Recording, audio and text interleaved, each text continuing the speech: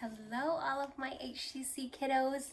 I love and miss you so very much. And I remember how much y'all loved it when we had 2 lessons in one.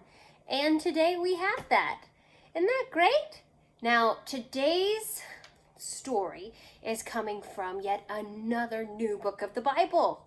Isn't that awesome? Last week we learned about Ruth, and that was our first time hearing something from the book of Ruth. And today we're hearing something from the book of 1 Samuel. There's 2 of them in the Bible, right next to each other, 1 and 2 Samuel. So let's go over the books of the Bible that we know so far. Ready? Genesis, Exodus, Leviticus, Numbers, Deuteronomy, Joshua, Judges, Ruth, 1 and 2 Samuel. Ready? Genesis, Exodus, Leviticus, Numbers, Deuteronomy, Joshua, Judges, Ruth, 1 and 2 Samuel. And 1 Samuel, not 2 Samuel, 1 Samuel is where we're going to be talking about today. Mostly the first 3 chapters in that book. And as you can see, I've got some pictures here. We see a mommy with a baby. And then we see a little boy. This little guy, he's probably, some of you have siblings that are probably about his age. He's just a young school-aged guy like y'all. And he is living in a temple. But I'm getting ahead. I'll slow down. I'm excited about these stories, guys. They're really good. Now let's start with our letters. Y'all see them, right? Let's go through them real quick and make sure we all know them before we get started. Ready?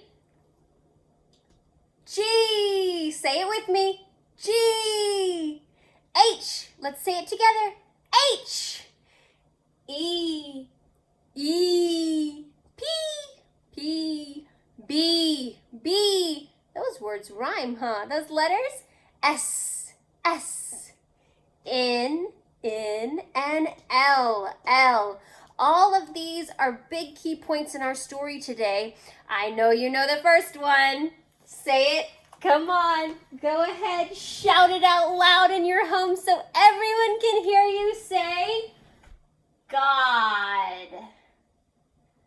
God. We know everything in that Bible points us back to God, back to His truth.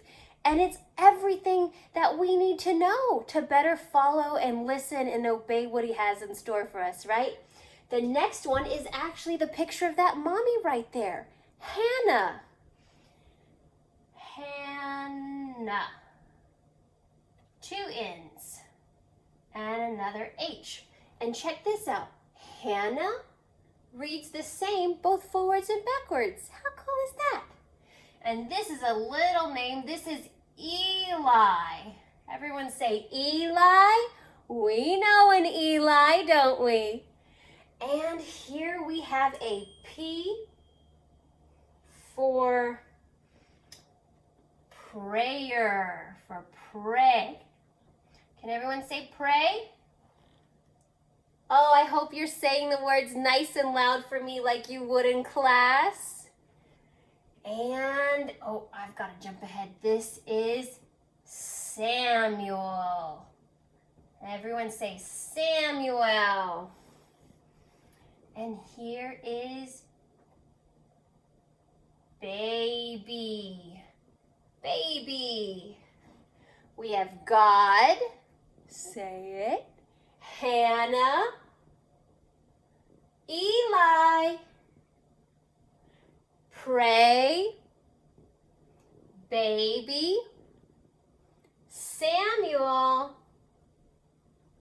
Good job, guys. And down here we have listen. Listen. Everyone knows what it means to listen, right? And right up here, name. Name and listen. Do we know what a name is? We talked about Eli and how we knew someone with that name, right?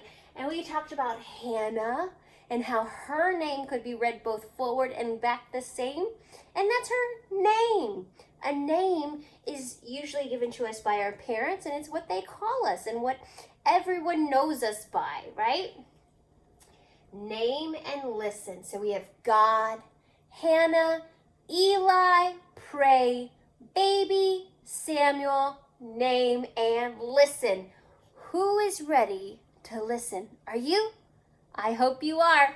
Let's get going with 2 stories. 2 of them. Here's Hannah and Samuel and Eli, but they didn't always have each other. Listen to this, guys.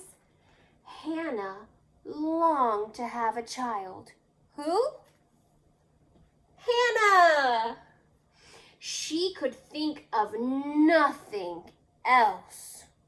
One day, she was visiting the tabernacle in Shiloh and went to the door of the holy tent. Weeping bitterly, she began to pray. Dear Lord, please give me a child, for I am so unhappy, she begged. I promise you that if you do, I will give him back to you to serve for all his life. Eli, the priest, saw Hannah and learned of her troubles. He sent her on her way, saying, "May God answer your prayer." Hannah left, feeling as if a great weight had been lifted off of her shoulders. She had spoken to God. Now he would decide what was best for her.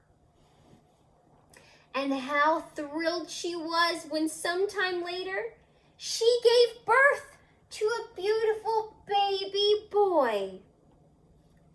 And she named him Samuel. Samuel.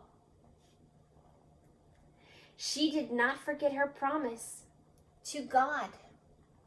For when the boy was old enough, she took him to the tabernacle, knowing that Eli, the priest, would take good care of him. Each year she visited him, her son, Samuel. And God, knowing how difficult it was for Hannah to give Samuel to the church, blessed her with many more children to love and cherish at home. Wow. Could you imagine living at the church away from your mommy? But God knew what he was doing, and he had a plan and a purpose for Samuel. And we're going to learn about just the beginning of it when God first starts talking to Samuel. Do you think he'll listen? Let's see. A voice in the night. 1 Samuel chapter 3. Eli grew fond of Samuel, for he was a good boy.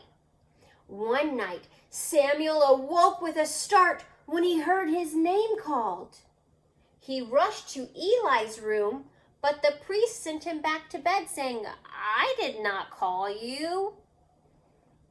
Samuel had barely pulled the covers back over him when he heard his name called again. As before, he rushed to the priest. But once more, Eli sent him away. This happened one more time before Eli realized who was really calling Samuel. You know who it was? God. So Samuel returned to bed. And when God spoke to him again, he answered as Eli had told him. He said, "Say, 'Here I am, Lord. I'm listening.'" Samuel grew up to do a lot of cool, big, important things. Good thing he listened to God, just like his mommy did.